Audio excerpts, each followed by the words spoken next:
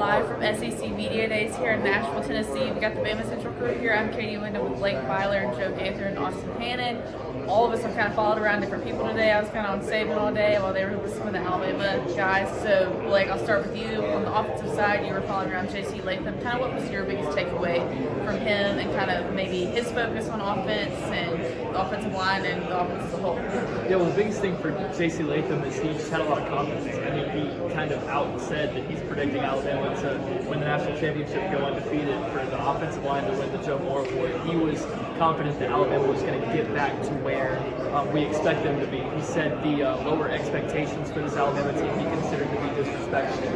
And so he's kind of stepping up as a leader of this offensive line that has a lot of new faces, but he seems ready to embrace that challenge and embrace kind of the physicality that they're going to have with the new offensive coordinator.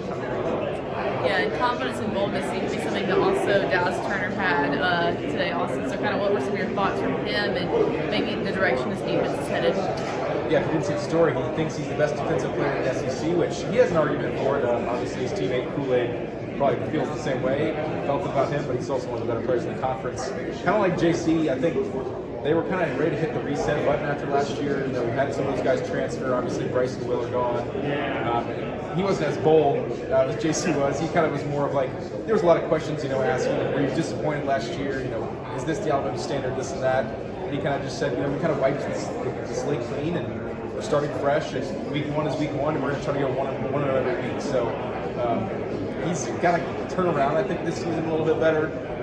Didn't put up nearly the production he did in his freshman season. So I think Will being out of the way will give a little bit more space to do that. And of course, he's got a good guy across the room too. Yeah, maybe a little more boldness on the individual level for Dallas than the team level that JC had. And then, Joe, you were around Kool-Aid a lot today.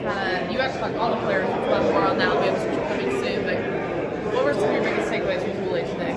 Kool-Aid was very complimentary of the rest of his teammates. He highlighted Caleb Downs, the five-star freshman from Georgia, and then he really was complimentary of the two new transfers, Trey Amos and Jalen Key. I think Kool-Aid, despite losing Jordan Battle and Marco Helms, the secondary is going to be very strong under Kool-Aid. I think he's very confident, excited. He talked about playing with Terry on his second season and the ability, the comfort that they have together. So I'm excited. I think the Alabama defense might be back to its old days of dominance.